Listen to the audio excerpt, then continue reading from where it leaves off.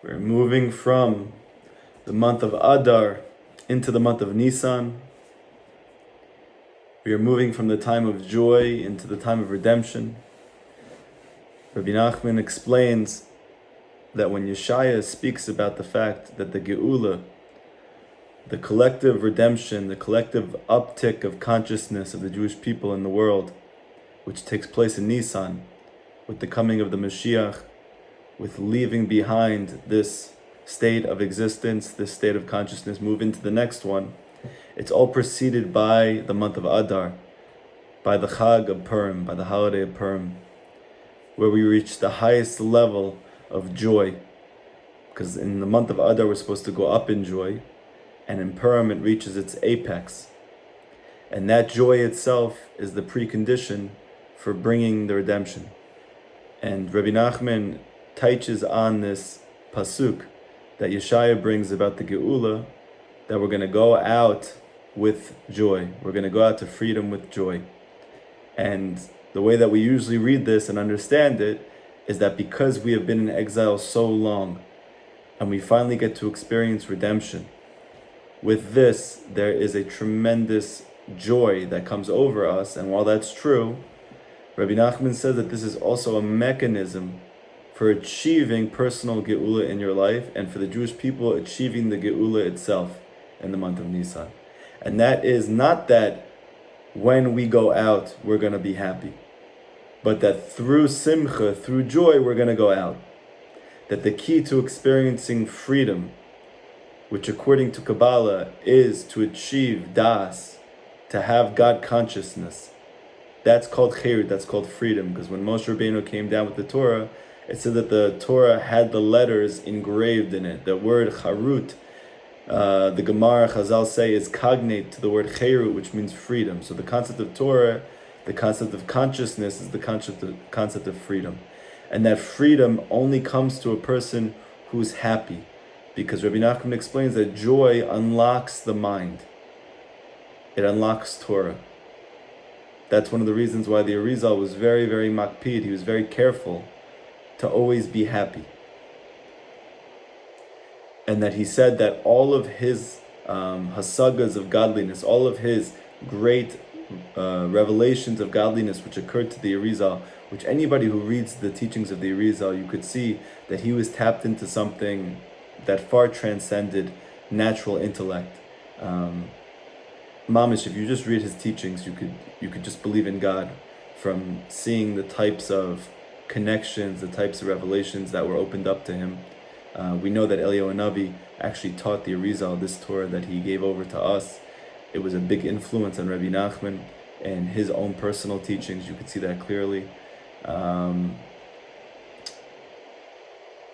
the Ari attributed all of his hasagas of God, all of his perceptions of godliness, to the fact that he remained happy, to his joy. And obviously the Baal Shem Tov made this the fabric of Chassidus, that joy wouldn't be ancillary to the journey, but that joy would be the ikar of the journey. And by Rabbi Nachman, you see why is that so fundamental? Because joy itself is the precondition for chayut, for freedom. Adar is the precondition for Nisan. Purim is the prerequisite for Pesach. Okay? So now, that being said, we're going to move forward with the story of Sipur Masiot, and Bezrat Hashem, we are going to be able to translate joy to freedom by learning about the story of our lives. Achar kach ratzu lekarev atzmam el hasfar uva'u l'sfar v'haya sham ya'ar. Afterwards, this couple, the boy, meaning the son of the king, and the girl, the princess, the daughter of the emperor, they sailed to sea together. And now he desired to actually draw close to the seashore, Sfat Hayam. And they came to the shore, and it was there a forest. Alchu l'sham, and they went into the forest. They went there. Lakcha habat kesar hataba'at v'natna lo. And the daughter took off the ring that had been given to her by the son, right? Because they got engaged. V'natna lo, and she gave it back to him. V'hi shachva sham, and she lied down there. And in Yiddish, it doesn't say it in Hebrew here, but in Yiddish it says, and then she fell asleep. Achar kach ra'ah ben melech. Afterwards, saw the son of the king, shebesamuch tamod, that she was awakening, she was getting up. V'hini ach hataba'at etzla, and he placed the ring by her, next to her. Achar kach amdu v'alchu et asfina. Afterwards, they stood up and they started to begin to walk back to the boat. Okay. So let's start to break this down a little bit. And if we have time after, we'll move forward with the story. But there's some certain fundamental ideas that I want to bring across right now. One is that they're in this ocean, which we learned in our last class, that the ocean is the Yama Chochma.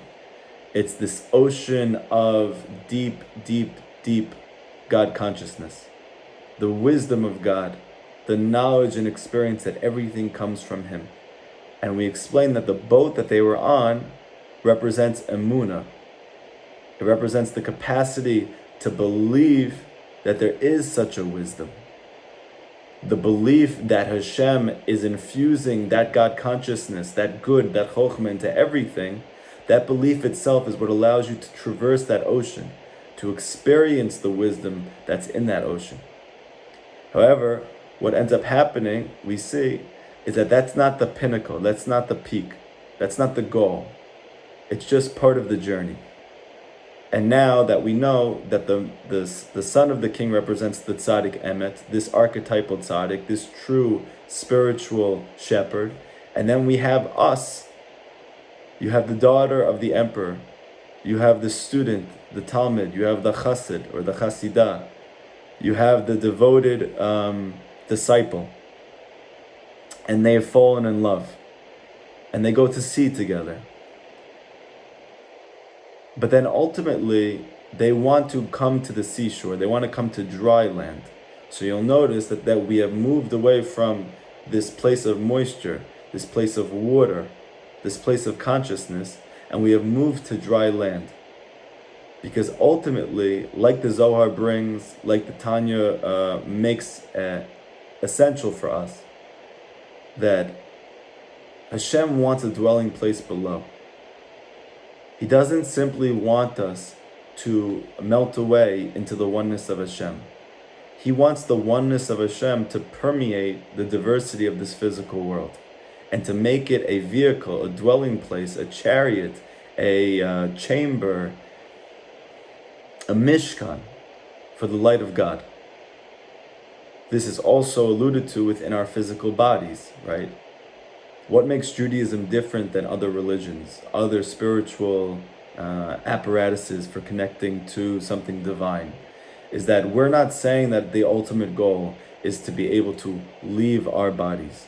We're saying that it's ultimately to be able to draw the light of godliness into our bodies and that it permeates through the guf, that the guf becomes a vehicle for the light of Hashem. It becomes a home, it becomes a mishkan, it becomes a Beit HaMikdash for the light of God. So even though they're on this ocean and they're together and they're in love, this sounds like the greatest thing in the world. But ultimately, from their coming together in the beginning, the emperor wanted to see that the son can have dominion over the Medina, over the kingdom. And that is not on the ocean. That's by going to dry land and moistening it, by taking bitterness and sweetening it. And so they end up in a forest. Now, according to Kabbalah, the forces of negativity in the world, the Sitra Achra, are strongest in the places where there's no habitation, where people don't live. One of those places is called the Ya'ar, is called the forest. The gematria for Ya'ar is 280. In Kabbalah, they explain that all the forces of negativity in the world are revealed through 280 280 revelations of Gevurah, of judgment, okay? This is also the gematria par, which is a cow, right? And we know that all of the negativity in our life comes from us making the chet egel, us having this cow that we made, right? But according to Kabbalah, that cow is very deep. It represents the concentration of all of the gevurot, of all the dinim, of all the judgments that are in the world. If you look at the letters of the Hebrew alphabet, you'll notice there's 22. At the end of that, there are actually 5 letters. These 5 letters are called mansapach. They are the final letters, sofit, of the Hebrew alphabet. That is a chaf, and a mem, and a nun, and a pei, and a tzadi. Mansapach, okay? If you take the gematria of mansapach, you'll get 280 as well. The reason is because all judgments in the world, all negative forces are actually rooted in those 5 final letters of the Hebrew alphabet. Why are they coming to this ya'ar? Why are they coming to this forest? They're coming to this forest to be able to sweeten the judgments of the forest. What this really is the souls of both the tzaddik and the Jewish student, the Talmud, the Chassid, the Chassidah, both of them actually coming down into this physical world. So as opposed to this ocean, which so to speak is like the world of Bria, which is the world of souls that we derive from, that we're in love in this place, that we're united in this place. It's this ocean, this Yam HaChochma. But ultimately that Yam is only to get down to this physical world, which is this dry forest. And the reason is because ultimately the revelation of God is not complete until we can see that even darkness is light. Until we can see that even dry land is an expression of Hashem's godliness. That the sweetness of Hashem's light can be revealed in this bitter, in this dry place. And so ultimately that comes through the Ya'ar, which is the place of judgments, the place of dinim, the place of dry land, and in the forest where there's no habitation. And so now they're in this place. And as a result of this, the daughter becomes sleepy. And like we've spoken about many times, that ultimately the purpose of our life in this world is not just to wake up, but it's also to fall asleep. That in our lives that we have had experiences where Hashem has been hidden from us. Maybe we weren't even looking for Him. We didn't even realize that He is a focal point of our life, that He is the focal point of our life. That our whole purpose in our life is to be able to find Him, to search for Him and to find Him. That there are times and there are spaces in our life when He's totally hidden from us, when He's hiding the fact that He's hiding from us. And that's called spiritual sleep. That's called spiritual slumber. So while she's super excited to be on the boat with Him, to be in this place of Amunah, in this Yam HaChochma, with the Tzaddik Emet, that they are united as one in love, when they get to the forest, to consummate their marriage, which actually comes, this highest level of their consummation of their marriage comes on dry land. At the same time, this makes her vulnerable to the forces of negativity there in the world. And we see that he doesn't fall asleep, but she does. And the reason being because she is a revelation of the sphere of Malchut. And we have explained many times before that the 10 sfirot, in relationship to the lowest sphere, are male sfirot. They represent being awake. They represent being conscious. But the lowest sphere, the sphere of Malchut, which is represented by the student, by the Talmud, she is the concept of having no light of her own. And therefore, when she comes down to this physical world, she becomes swept away by the allurements of this world, by the physicality of this world, by the glitter of the false gold and the beauty of this world, whether that is through material items, whether that is through substances, whether it is through desires, whatever the situation might be, whether that is for dreams that we might have that are rooted in our ego, right? All of those things are connected to this these false lights, not the lights of the higher sefirot, but the degraded and the devolved version of them in the physical world, that they look like the real thing, but they're the false thing. That instead of having love of Hashem, we get swept away by fallen loves. That instead of having awe of Hashem, we get swept away by fallen fears. Fear of government, fear of parnasa issues, fear of not being married, fear of not marrying the right person, fear of our children not going in the right way, fear of us not becoming who we are supposed to become in this world, fear of people, places, and things and situations. Those are fallen fears, right? Instead of being attracted to the beauty of the Beit HaMikdash, the light that shined in that place, that beauty literally transcended this entire physical world, we are attracted to the beauty of physicality, right? All of these different lights of this world, which are really poor versions and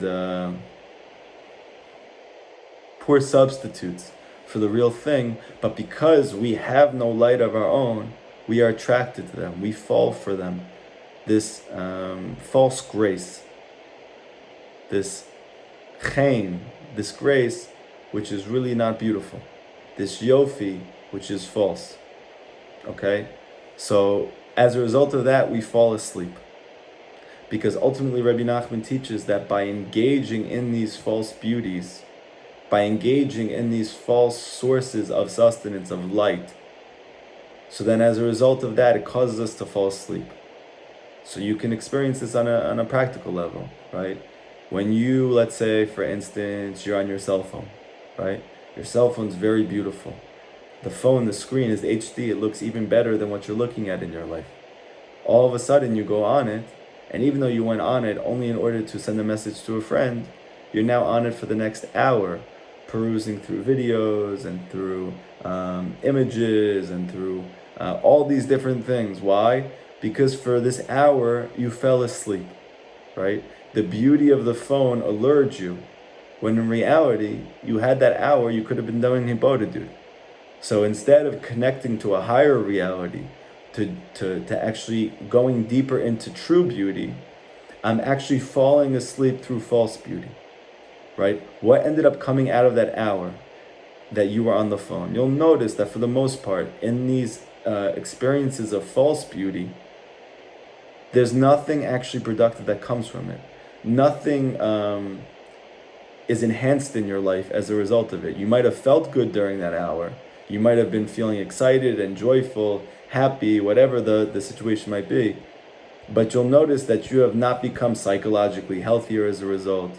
You have not experienced any closeness to Hashem that has been augmented and drawn into you. You don't feel a higher state of inner peace and tranquility. Because none of this, what you've been engaged in, has been real. It's false beauty. And we are very vulnerable to this. We fall asleep in this. But lest we feel bad about this, in a very paradoxical way, we have to understand that we are supposed to fall asleep.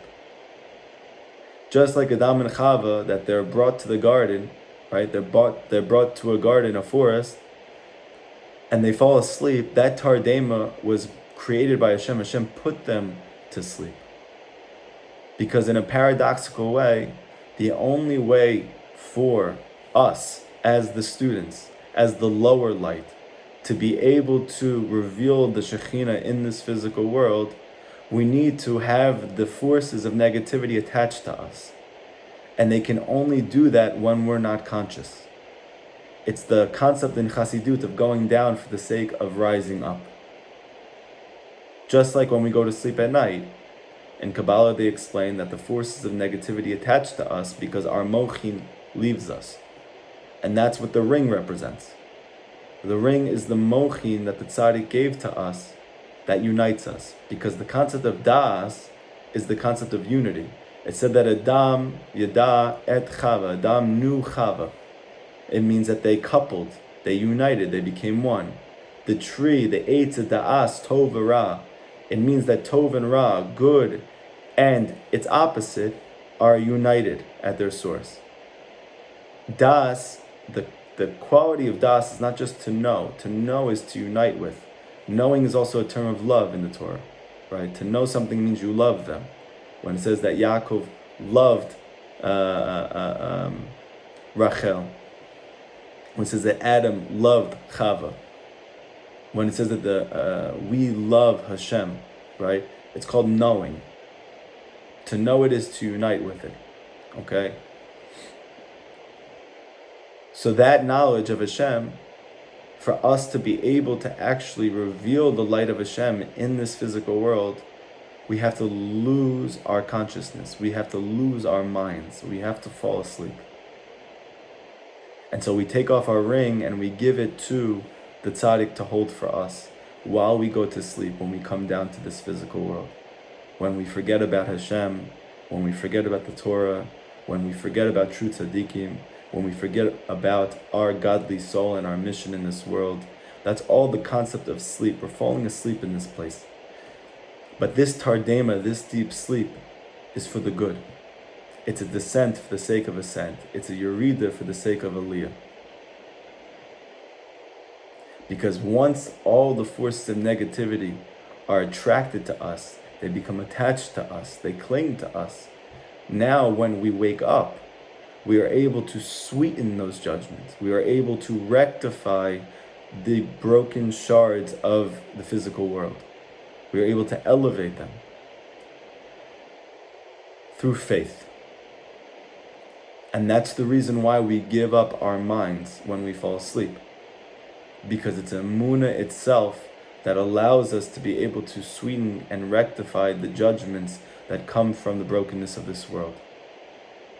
And so we have to give up what we know. Because the knowledge itself is not the key to being able to sweeten the judgments. It's emunah, it's faith.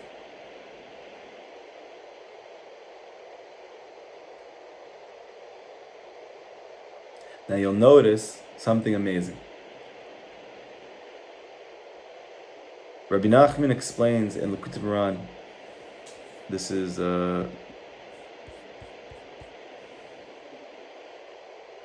Torah Yud Tet 19. Rabbi Nachman explains that Lashon HaKodesh, the language with which Hashem created the world with, it's made up of 22 letters, right? So these 22 letters, they need to be perfected. They need to be elevated. They need to be sublimated. And through this process of elevating and perfecting and clarifying the letters, you are able to create the world. Okay? So the language with which Hashem created creation, which is Lashon HaKodesh, which is the language of the Torah, the reason, so to speak, that Hashem was able to do this was to create existence, was because the letters were clarified. They were perfected. In Kabbalah, they explain that all of our lives, we are attempting to rectify the letters of creation, the 22 letters of creation. And this is alluded to by the people that we're named after, right? Yaakov Avinu, we're called Bnei Yaakov. Why are we the children of Yaakov? Because everything in Yaakov's life is mirrored in our lives. Yaakov is born into the world, and he has a force of negativity which is haunting him his whole life. He's constantly fighting his twin brother Esav, right? Esav constantly is trying to kill him, to get rid of him. And we have to overcome Esav, this force of negativity, okay?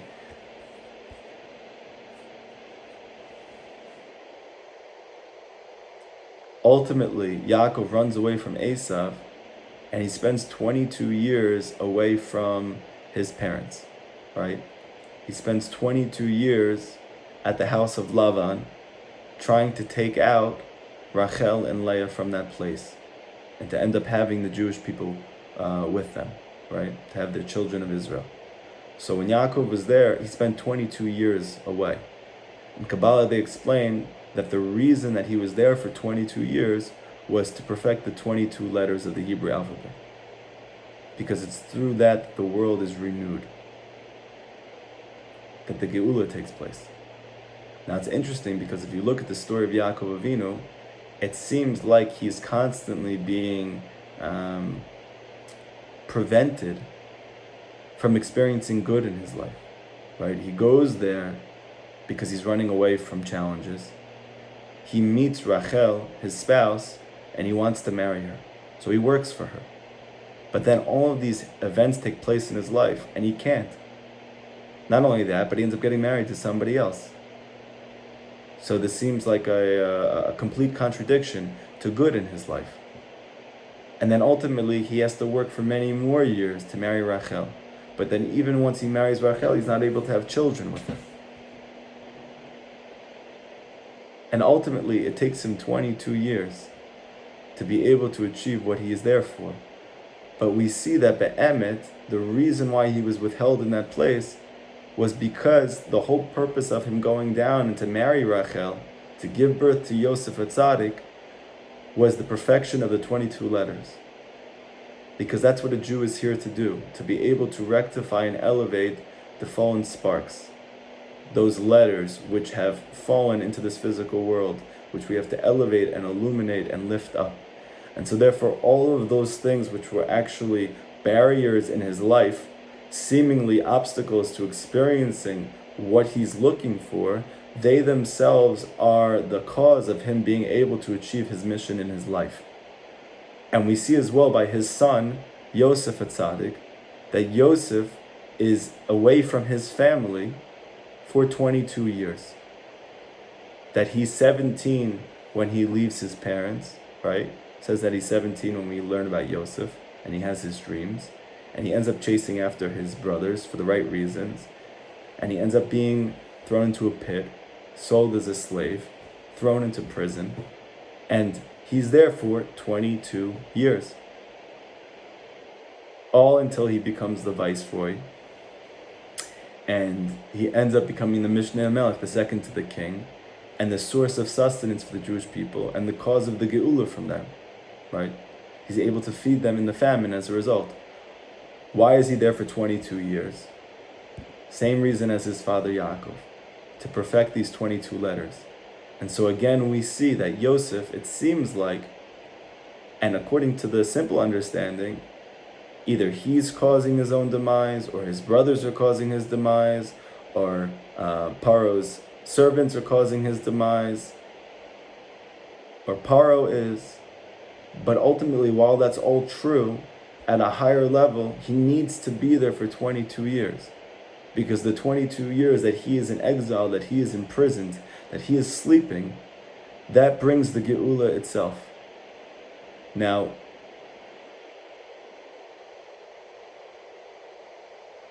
Rabbi Nachman explains that for you to perfect the letters of Lashon HaKodesh, which is Hebrew, it needs to include Targum. So, according to Kabbalah, according to the Torah, there are the 70 languages of the nations of the world. There is Lashon HaKodesh, and then there is Targum. Okay? The 70 languages of the world are considered the source for all negativity in the world. Okay? Whether that is anger, or sadness, or doubts, or atheism, lack of health, whatever is plaguing us in this world is connected to the 70 languages of the world. Okay? On the other hand, we have Lashon HaKodesh, which is the language of godliness. It's the language of Torah, which is only good. In between there, you have an intermediary, and that is the language of Aramaic. You'll notice that there's a mitzvah from Chazal for us to do what's called Shnayim Mikra, Echad Targum. That is that each week we read the Parsha twice in Ivrit, like it is in the Torah, and then to read the translation in Aramaic one time. We notice that many of the most Kodesh books in the Torah are all in Aramaic, whether that's the Gemara, Talmud Bavli, whether that's the Zohar. They're all in Aramaic. Also, we notice that many of the bad guys in the Torah, they have relationship to this word Aramaic. Why? Or Targum. Because we see that Lavan,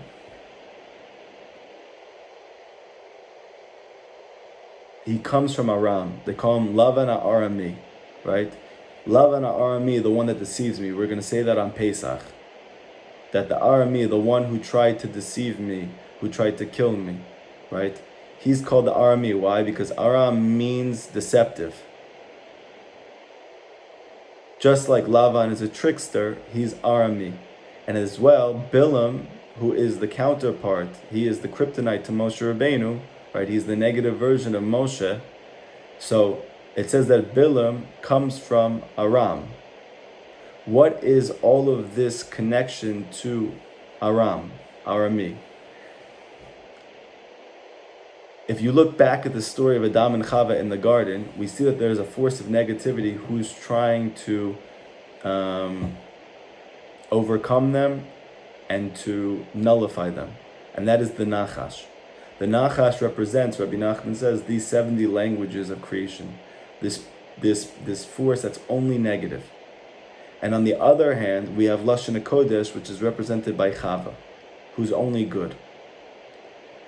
How does something which is only good, which is Chava, ever connect us with something which is only bad, which is this Nachash, the 70 languages? There has to be some intermediary, some force which unites them, which can have a connection to both of them. And that's actually Aramaic, okay? That's represented by the deep sleep that Chava goes into. When she falls asleep, she is now vulnerable to the Nachash, okay? The word Tardema is the same gematria as Noga, okay? There are 4 types of klipot, 4 primary types of klipot. 3 of them are only negative, they're only bad. So those are corresponding to the 70 nations of the world, the 70 languages of the world, the Nachash. But then we have a klipa which has the potential for good, but it also has the propensity for negativity. So it can go in either way. It's a klipa, but it has ore and it has light in it, which needs to be extracted. That's called klipa noga. Noga means luminant. So even though it's a klipa, it's illuminated. It has some type of light.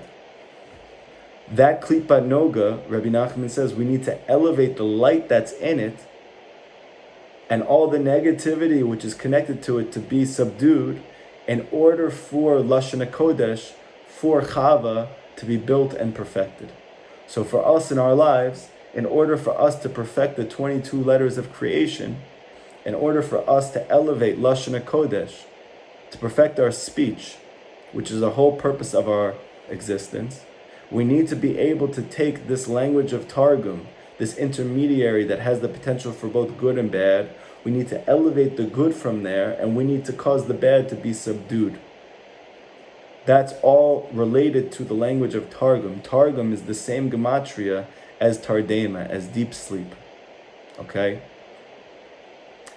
When the daughter falls asleep in the forest, that deep sleep is the same gematria as Targum, because the whole reason she's falling asleep in that place is that ultimately by falling asleep in that place, she's able to attach to Klipat Noga. She's able to attach to this Klipa, which has sparks of godliness in it, so that when she wakes up, she has to go through the task of lifting up the good that's in the Klipa.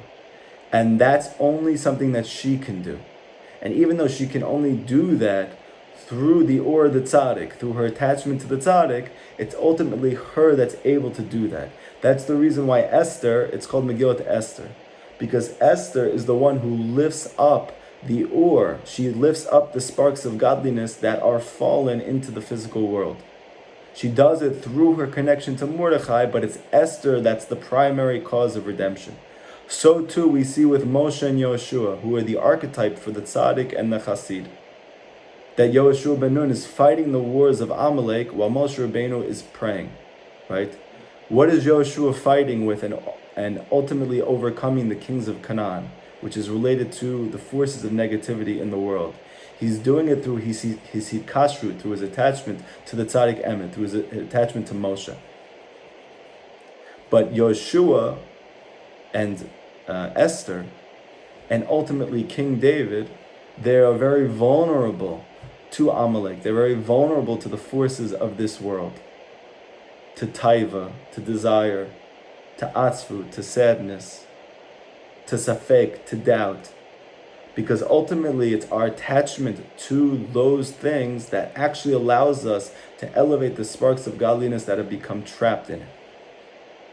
And that is the reason why we got married to the tzaddik to begin with in this story. It's not just so that we can live happily ever after. That's at the end. But ultimately, just like the beginning of our relationship has a type of phase, infatuation phase, but then ultimately, that never lasts.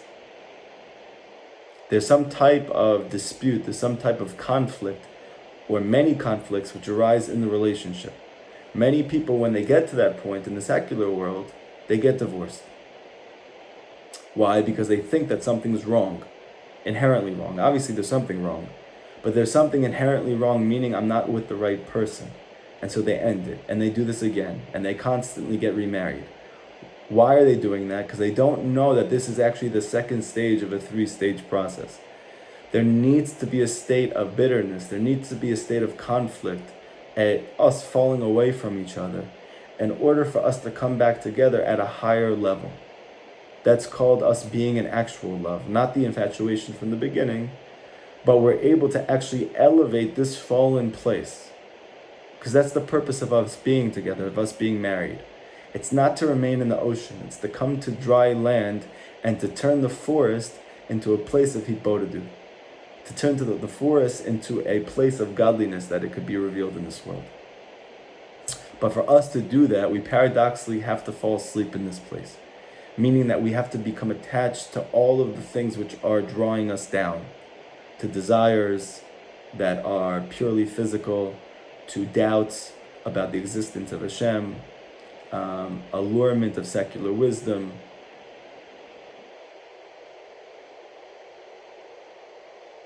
and the list goes on and on, okay? That sleep has to be.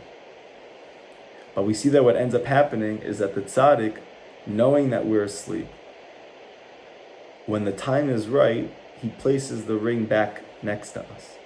But you notice this time, does not place the ring on the finger of his wife, of the daughter of the emperor.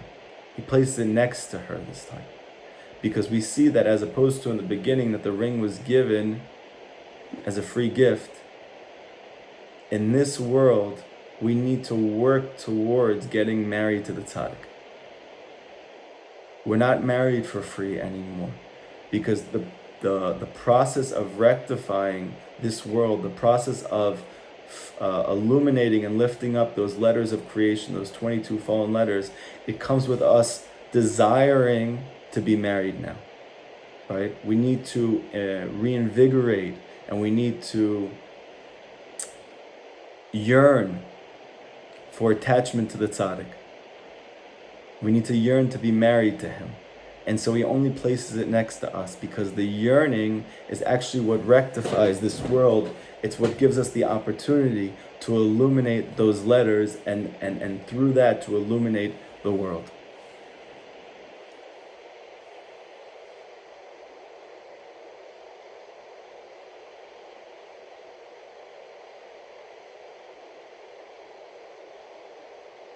And now what happens?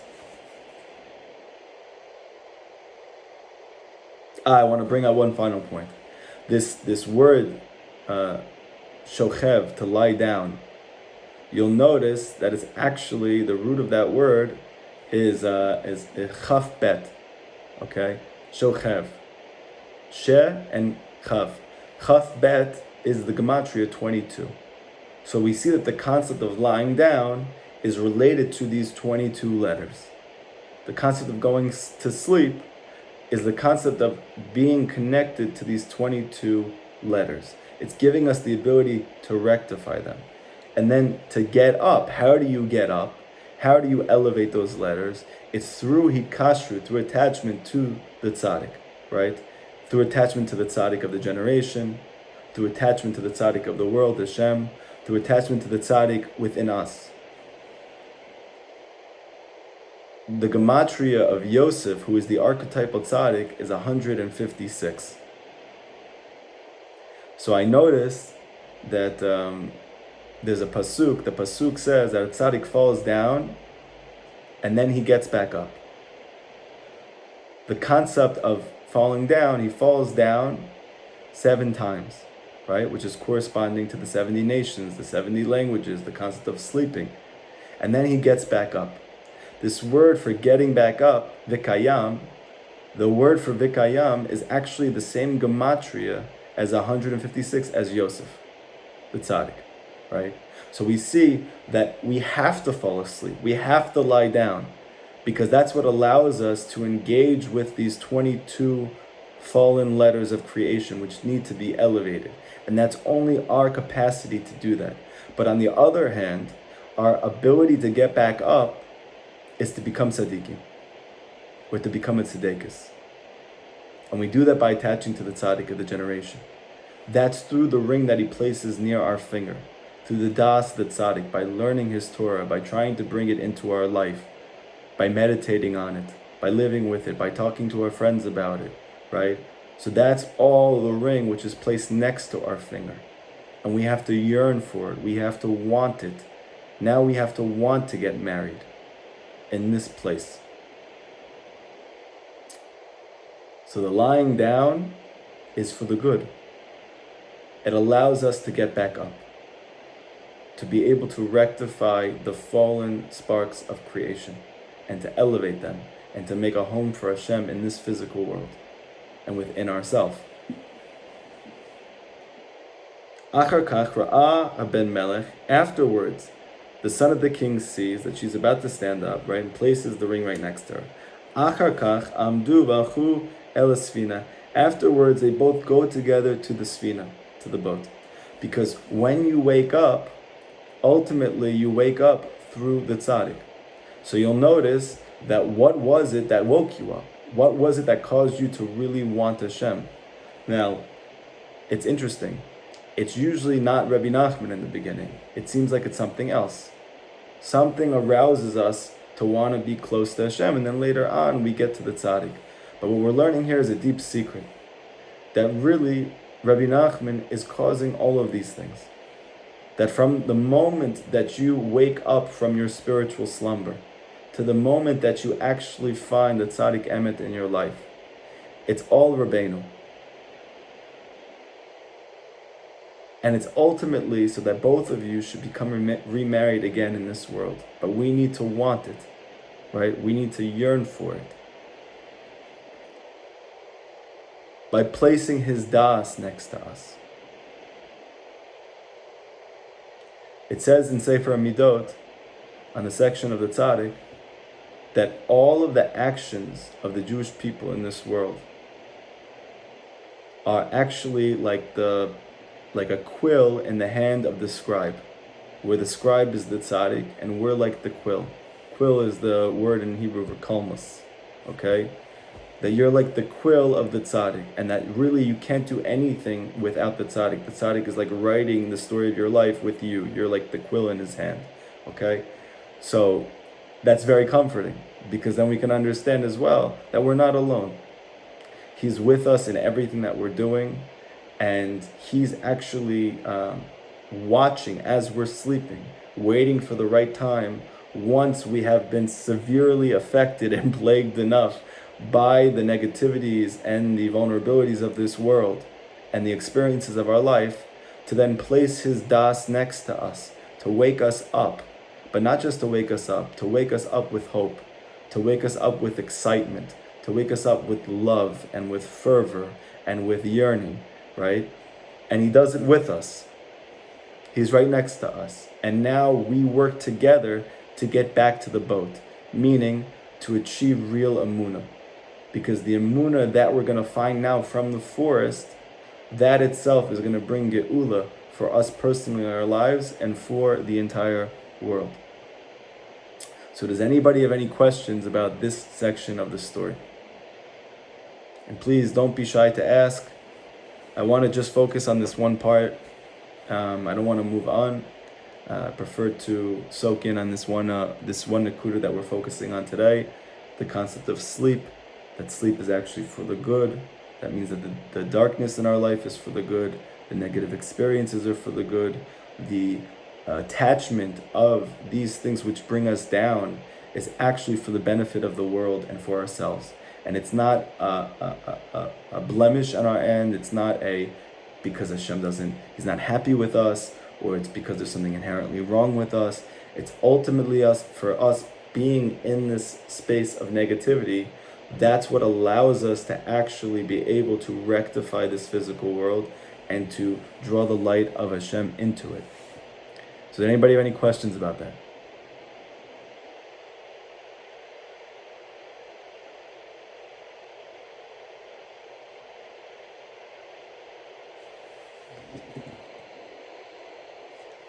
No?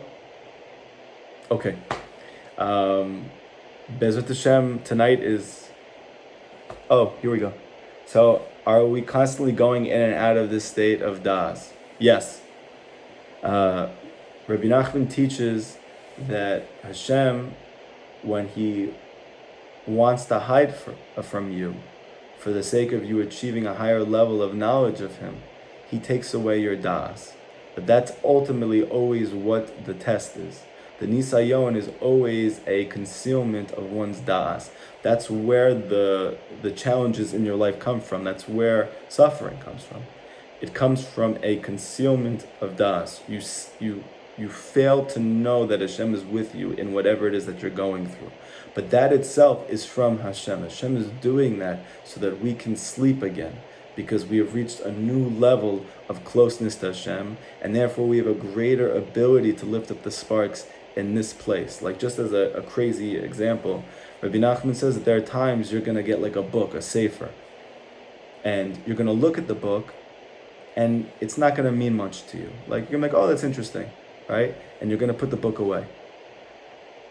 And then you're going to go through difficulties and challenges in your life, and then all of a sudden, out of nowhere, maybe years later, you look at that same book, you pick it up for some reason, and you realize that mamish, what you've been looking for your whole life is in that book. And you start to engage in a real, genuine search for Hashem because of what's in that sefer. So why in the beginning when you saw the book, you didn't, and now you are? Because ultimately, it's by going to sleep and having your das taken from you that you're able to now get to a higher level of faith. And through that higher level of faith in that place, you're now able to lift up more sparks and to come to a greater level of das. And you're constantly going back and forth between raising your faith and then raising your knowledge of Hashem. Raising your faith and raising your knowledge of Hashem. This is all alluded to by when the Jews received the Torah. We said, Nasa v'nishma, we're going to do and then we're going to hear. And Rabbi Nachman says what it means is we're going to believe and then we're going to understand. Right? And we're constantly going back and forth between Nasa and Nishma. Believing and understanding at higher and higher levels. And so even Rabbi Nachman says there are times when, let's say for instance, you have a book and all of a sudden you give it to your friend to borrow. And then your friend says he's done with it and he gives it back to you. Why is the book coming back to you? So you think, because it's my book. Rabbi Nachman says it's not that. It's because the place that you're holding in, when you have the book, you have totally capped out on your spiritual potential in that place.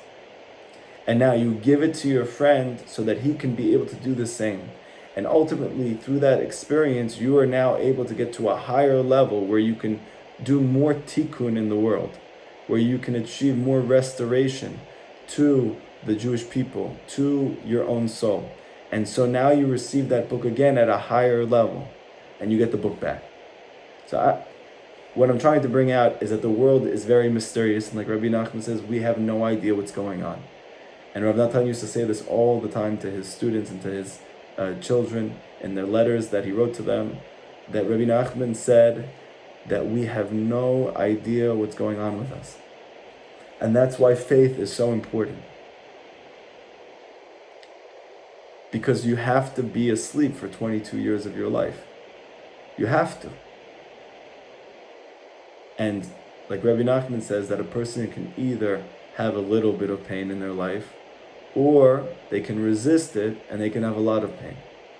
So ultimately, by having faith, we're able to go through those moments of sleep, which are painful because our das has been taken from us. And das is the key to joy, right? But through the faith itself, we get to higher levels of closeness to Hashem, and we're able to achieve then a greater level of knowing Hashem. Does that make sense, Bracha?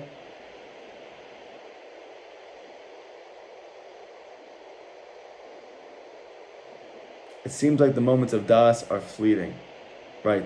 So the reason is because this world is for sleeping. Ultimately, especially in this final generation, so the Vilna Gaon says something amazing. He explains that at Matan Torah, when we received the Torah, the generation of the Midbar and Moshe Rabbeinu, when they received the Torah, that was the greatest revelation of Das that ever took place. And Chazal explained that every generation from that moment, from that generation of people, there is a decline in Das of Hashem, of knowledge of God. Okay? So on paper, this is seemingly getting more and more bleak and more hopeless. And that ultimately, when you get to the final generation before the coming of the Mashiach, the Das of Hashem, the felt experience of God in one's life, is almost completely concealed. But on the other hand, the Vilna Gaon says something amazing, that while it's true that we're further and further away from the revelation of Torah, but at the same time, paradoxically, we're closer and closer to the revelation of Mashiach, to his consciousness, meaning to Emunah. So even though we don't usually think about it in this way, we usually think about Das, knowledge of Hashem, as the highest consciousness, but in reality, Emunah, faith, is also a consciousness. It's the consciousness of Mashiach. So this moving away from the knowledge of God, the Torah of God, that it's going further and further from us, that felt experience of Hashem. But on the other hand, we're closer and closer to the revelation of Mashiach, which is the revelation of Emunah. Okay? So therefore, the reason why these moments of Das feel so fleeting for us in our lives, especially right now, is because we're so close to the coming of Mashiach. And in that case, the revelation of Emunah is going to be the consciousness which sweeps over the world. And then those two are able to come together in perfect harmony. Das and faith, the son and the daughter. Any other questions?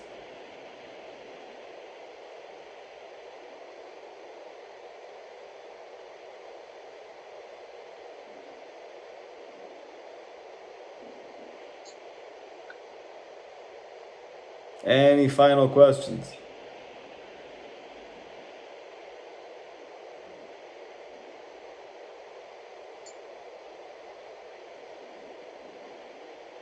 Okay. Yes. Sometimes I'm afraid to go to sleep because things that happens to me or dream of. And your explanation was fantastic. Well, fantastic. Leah, thank you so much, and thank you, Barbara, for introducing me. That's I'm in Beersheba. Wow, beautiful. 2 days ago was my anniversary, 13 years of my Aliyah. Wow. And the way also was brought to Israel was a miracle. Amen. Wow, Leah, it's so nice to have you here in this group. So happy to be here and know beautiful. you and to study with you. That's fantastic. It has been helped me because I've been looking for this since I was 12 years old. Wow. Yeah. Thank you, Leah, so much. I want Oh, you're very welcome. Thank you. Thank you. It's my schut. And thank Hashem for I want to. his I want to add what something. bring us all together. Amen. Yes. I want to add something. With this, we'll end. Right before Rabbi Nachman passed away, Rav Natan came to his Rebbe to ask for a bracha. Okay, it's going to be Rabbi Nachman's birthday in Rosh Chodesh Nisan. And when Rav Natan came to Rabbi Nachman to ask for his bracha, he probably thought he was going to, Rabbi Nachman was going to bless him, that he should know Hashem, that he should believe in Hashem, something, to have Parnasa Tova, to have Emunah Shlema, I don't know, something more that would make sense to get from a tzaddik right before he passes from this world. And Rabbi Nachman blessed Rav Natan, which again, it's like the higher light and the lower light. It's like the tzaddik and the chassid. It's like the son and the daughter. So Rabbi Nachman blessed Rav Natan that he should be able to sleep well at night. Okay? So now, when Rabbi Nachman wrote in Sefer Midot, which was a book that he wrote before he became Bar Mitzvah, he explains there that if a person has trouble sleeping at night, they should think about Techiyat HaMetim. They should think about the resurrection that's going to take place in the days of Mashiach. That everything which has passed away, which has died, is going to be reborn. And Rabbi Nachman says that when you think about Techiyat HaMetim, when you go to sleep, if you have trouble sleeping, you'll be able to sleep well. I had a friend, and somebody that I know, he lives in Detroit.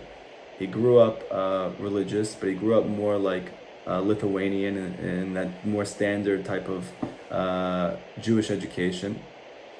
But he ended up struggling with bipolar disorder, okay?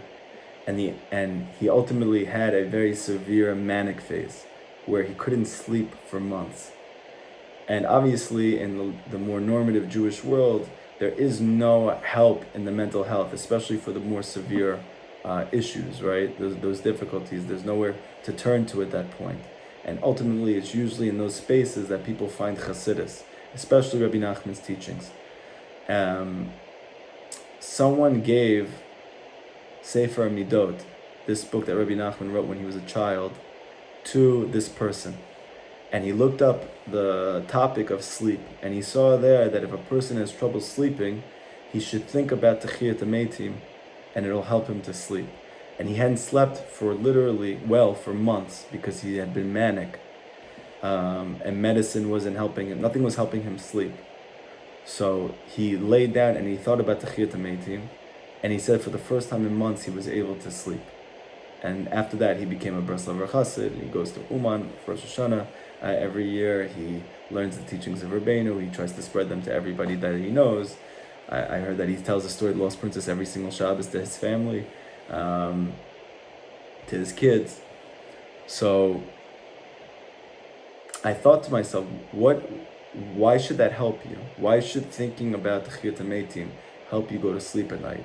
Why did Rabbi Nachman bless Rav Natan that he should sleep well at night? Why is that like the greatest thing?